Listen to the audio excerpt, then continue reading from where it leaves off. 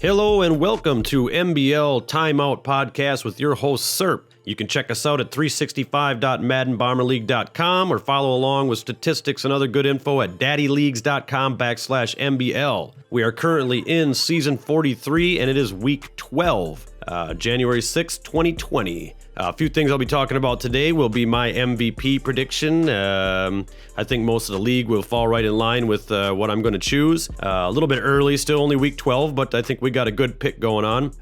Some of the standings and divisional playoff contenders, we're going to go through that. Maybe a little kind of early Super Bowl pick later on, and then we'll run through a little bit of the MBL Bleacher Report, some of the new stuff going on down that route. So let's start off with the MVP.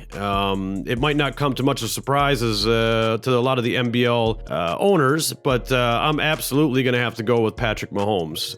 Him and Tyreek have been just insane. It's insanity. I think Mahomes has got, as of right now in week 12, not sure if they had played their game this week yet or not, but with that aside, 231 for 289, which is 80%, almost exactly.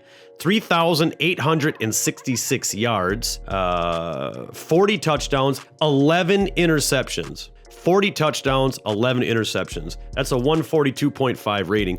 And not even the rating, but I had the pleasure, or you could say maybe displeasure, of playing them already this season. And it's, even with my team not being the best, it's just, the athleticism of Hill, along with the arm and the accuracy of Mahomes is just, it's a sight to see. The way that Mahomes places the ball to Tyreek Hill, he's always in full stride, and he grabs the ball seamlessly, and where it's placed, he can just keep going. There's no jerky, there's no stopping, there's no animations to stop and get the ball or anything afterwards. It's just, it's pure athleticism, and it's actually was kind of fun to watch, even though I was on the losing end of it. But it's just amazing, and I would say Mahomes would definitely be my pick for MVP of this season 43. Now, Tyreek Hill already 1,462 yards and 14 touchdowns, which is almost double of the touchdowns for the next player below him, which would be DeAndre Hopkins has 11, but as far as yards, Christian Kirk would be next with 1156 and 7 touchdowns. He plays for the Arizona Cardinals, which are having a great year. Surprising, the Cardinals and the Seahawks have a really good battle going on in the NFC West. We'll talk about that a little bit later. Season 43, my top MVP prediction, Patrick Mahomes for the Kansas City Chiefs and owner Lip. So with that aside, and it already being week 12, which is, it's coming, we're advancing pretty fast and the playoffs will be here sooner than later. Let's go through the AFC as far as divisional leaders and or who may get the wild card or who's on the bubble, etc. So AFC East, who do we got there? Well, we got New England Patriots with Motor being the owner, and it looks to be a pretty much done deal in the AFC East. We got the New York Jets at 7-3, slightly below them. But 3 games back and only 4 left to go. I mean, and just the way that the Jets have been playing as opposed to the Patriots, which their defense is insane. I'll get into their rankings a little bit later as far as defensive rankings when we get to the end of the segment here and we talk a little bit about some of the Bleacher Report stuff that came out, because they talk about it, I think today actually. The Bills and the Dolphins are just kind of sitting at the bottom, hanging out. But Patriots got it. We're going to say, 94%, and the Jets, who knows? If they go on a 3-game, 4-game run and the Patriots lose all the rest of them, maybe not. But AFC East, New England Patriots, Motor. AFC West, not even a question there. Kansas City Chiefs, Lip, 11-0. All right. And if that wasn't bad enough, the next in the division would be the Los Angeles Chargers with 6-5. So there's absolutely no way, and that division's already locked down. So they could rest everyone, do whatever they want, send whoever they want on the field. I don't know. They can take a nap and they'll be in the playoffs. So Kansas City Chiefs, 100%, no question, have the AFC West. AFC North, surprisingly, the Bengals and the Ravens are battling it out. Usually I think the Ravens are a bit more ahead of the game. But the Bengals are actually at 7-4. The Ravens actually at 6-4. So, and in the bottom, we got the Steelers and the Browns, which are, they're just kind of hanging around at the bottom too, and they're pretty much done. It's at this point they're in the running with me to see who can get the first round draft pick, or at least the first one of the first 5 picks of the draft. But back to the topic. Anyway, Cincinnati Bengals, Baltimore Ravens. So the Bengals are up 7-4. They're 1 game ahead of the Ravens, who actually haven't really played yet, so we don't know. But the Ravens are going to take it, to me. I mean, I would say Ravens 73% are going to take it. As opposed to the Bengals, but you never know. I mean, they're playing all right. That's a fun one to watch anyway, especially when they're that close. Those are the good ones. AFC South, Bombers got that all locked down. Houston Texans 8-2. The runner-up would be the Tennessee Titans at 5-5, and actually the Colts are now 5-5. But I don't expect the Colts to do much more.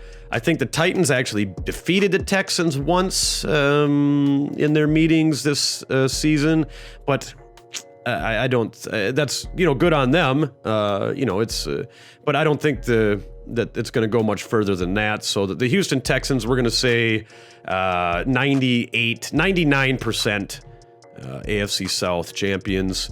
And that's AFC. So, a lot of the AFC is pretty set. There's not many battles going on there except for the AFC North, which is actually pretty interesting. AFC South, West, and East are locked up. There's really nothing to do there. They're just kind of sliding through until playoffs come. So, who do we got on the bubble for AFC? That would be, again, the Chargers. So the Chargers there, they're pretty far behind the Chiefs as far as divisional winner, but they're on the bubble. They're on the bubble at 6-5. The Bills, the Titans, and the Colts all have 5 wins. So that's kind of who's sitting around down there looking for a wild card. Chargers, Bills, Titans, and Colts.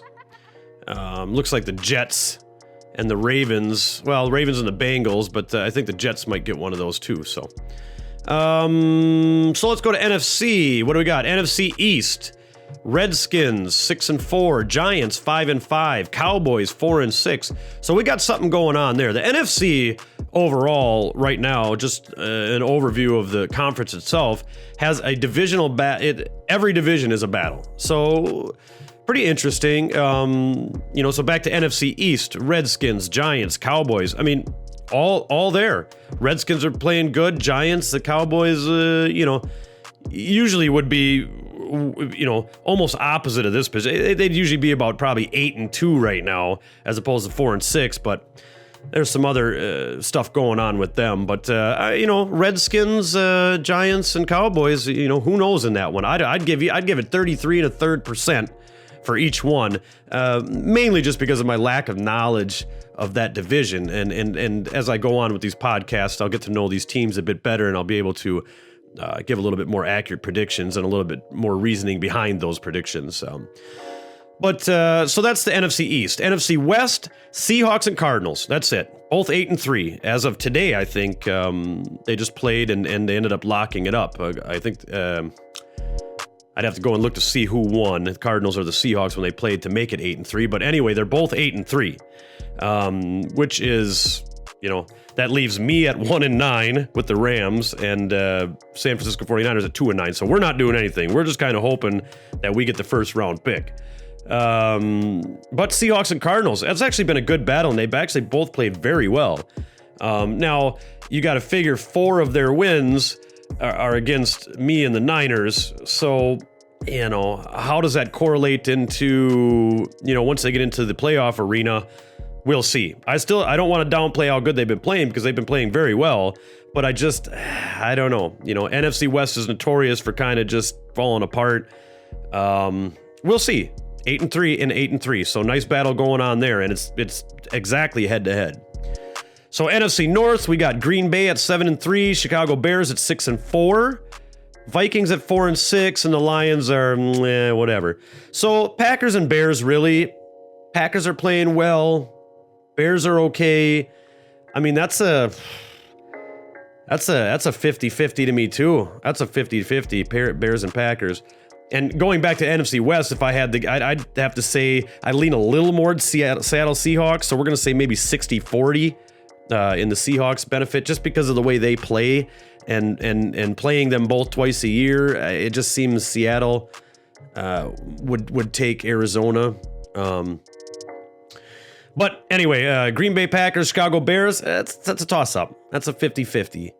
Can the Vikings, I mean, maybe I'd even give the Vikings like a 20-some% chance that they're going to come in and just start taking over, because we do have 4 games left, and that could absolutely decide it.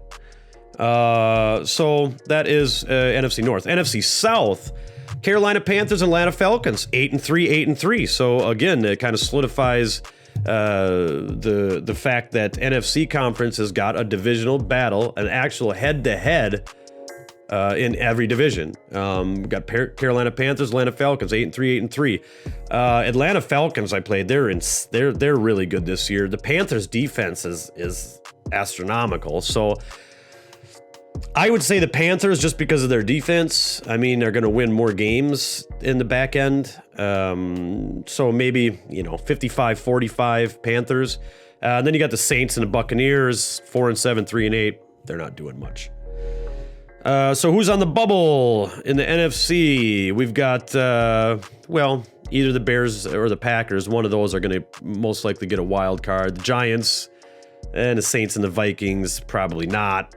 But yeah, it looks like that might be it. Looks like the Falcons and the Falcons and the Cardinals might be the playoff or the wild card spot, and then we'd have maybe the Jets and the Ravens for the AFC. So with that being said, and all the standings sort of out there now, what do I think the Super Bowl prediction is going to be? Well, I'm going to say the Chiefs number 1 for AFC.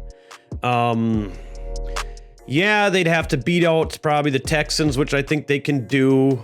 The Patriots, yeah, I think they can do it just because of their offense. I mean, now the Patriots have like the best defense, and it would seem that Kansas City would have almost the best offense. So it would be pretty dang interesting, that's for sure, if that was the conference game. That would be pretty cool if it would work out that way. And then the NFC, now that's a lot more difficult because everybody's a contender at this point. Now, who's going to make it far enough into the playoffs, make it to the NFC ship, and then go forward? Well, I think the Panthers will get there just because their defense, especially within the NFC, I think it shuts a lot of people down. I don't think the Packers or the Bears, Seahawks or the Cardinals, maybe the Seahawks go a little further into the playoffs. Redskins, Giants, Cowboys, no. So I'm going to say Seahawks, Panthers, Falcons, one of those. I can't really lock one down. I'm going to say the Panthers. I'm going to say the Panthers and the Chiefs in season 43 MBL Super Bowl. That's my prediction. That's what I got for right now. So let's jump in now. Check a little bit out on MBL Bleacher Report. Those guys have a huge team, a gigantic team, and they are on everything. They know everything about everything. So let's go down just through the morning buzzes. What do we got here? Oh, so when I was talking earlier about the Seahawks and the Cardinals and how they're both 8-3 right now, it's because the Seahawks just defeated the Cardinals to tie it up. So they were one back. They just played the Cardinals and they tied it up 34-28. So even there you go, 34-28, pretty close game. Probably a fun game to watch too if that one would have been streamed. The Lions getting sacked a lot. Nothing really big there. The Raiders, nice little tidbit, are ranked 32 in every offensive yardage category. So I feel your pain, Pricey. I'm with you, and I actually play you today, so we'll see who can keep the lowest score in search for this #1 draft pick. MVP candidates through the Bleacher Report. Patrick Mahomes, they've got on there. Who else do they got? They've got Deshaun Watson, of course, quarterback for the Houston Texans and Bomber.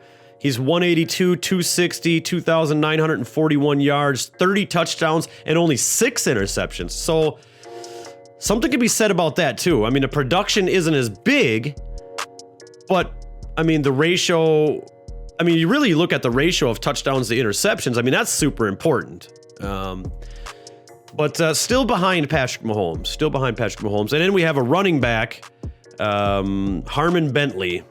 And we got 133 attempts, 1,037 yards, and 7 touchdowns. 1,000 some yards already in week 12.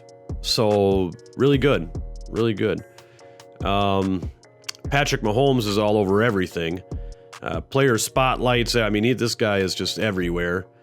A lot of sack leaders. You know, DeMarcus Lawrence for the Cowboys, up 20 sack season already. What else do we got on the morning buzz today? Well, we're just going to go in with we're going to slide right into some of the, since we're talking about statistics a little bit, let's kind of slide into some of the offensive and defensive leaders that we got going right now. And again, this is as of January 6th, 2020, 5:15 p.m. Eastern time. So, you know, this may change once Daddy League's updates, or, you know, this podcast isn't going to be released until this Friday. So it'll be a little behind, but you'll get the gist. So offensive leaders, passing, Patrick Mahomes again. So Patrick Mahomes, 231, 289, 3,866 yards, 40 touchdowns. Kyler Murray for the Arizona Cardinals, 204 out of 288, 3,296 yards, and 30 touchdowns. But I would have to assume then that the touchdown to interception ratio is a lot different with Kyler Murray. I would imagine he has far more interceptions than either Deshaun Watson or Patrick Mahomes would have. So, that has a lot to say about it. Yards, you know, I mean, that's good, and you have to give a quarterback credit, for offensive production and yards. But at the same time, I mean, if you're throwing, 5,000 yards, super great. But if you got, 60 interceptions, well, you just threw it up a lot, and you didn't really do your team much good.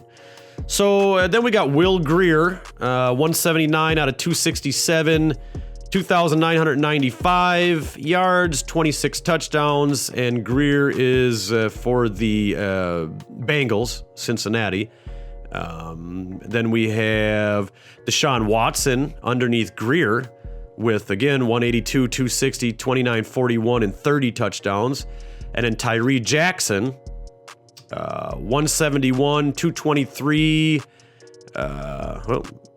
actually, hold on, because he's playing for the Patriots.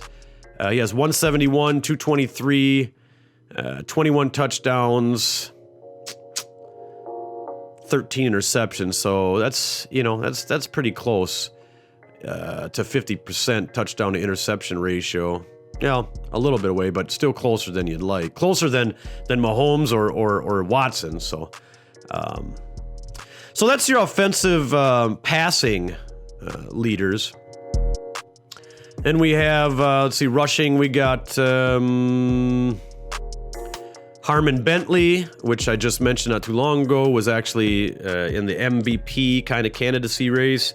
133 attempts, 1,037 yards, 7 touchdowns. Saquon Barkley, still a name in the running game.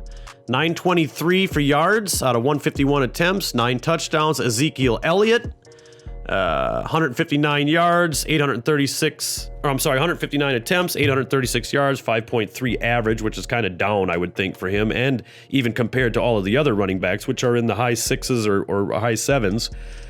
So Ezekiel Elliott, again, 836 yards, 8 touchdowns. Gilbert Ward, 774 yards, 8 touchdowns. Ito Smith, 769 yards, 8 touchdowns, kind of getting a little bit lower going there. Christian Kirk and Tyreek Hill for wide receivers.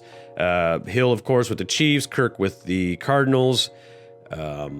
Really good years. Both over 1,000. Actually, Tyreek Hill is close to 1,500, 14 touchdowns. Crazy. Kirk at 1,100 some yards, 7 touchdowns. Then we've got Ron Walters, DeAndre Hopkins, and Brian Ramirez, actually, which a lot of his yards just came from me. So those are some of the offensive leaders.